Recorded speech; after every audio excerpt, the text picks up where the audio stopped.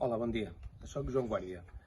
Jo pertanyo a un grup de recerca que es diu Psicologia Quantitativa i el que ens dediquem a fer és bàsicament intentar trobar models estadístics i matemàtics que intenten descriure i explicar la conducta humana.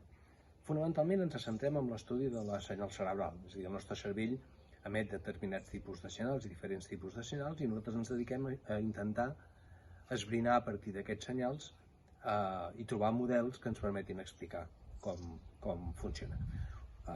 Perquè el cervell és una màquina que està molt connectada entre les diverses parts quan està en funcionament, inclús quan està en repòs.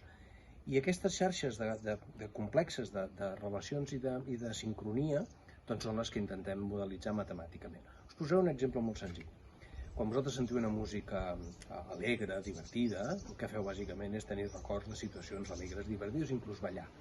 Quan escolteu músiques més serioses, més clàssiques, probablement les vostres sensacions són diferents. I això succeeix perquè el cervell està interconnectat entre les seves parts. Veieu aquest quadrat amb els 9 punts? Doncs bé, es tracta de que amb una simple línia recta, sense aixecar el bolígraf del paper, uniu tots els punts amb 4 línies rectes.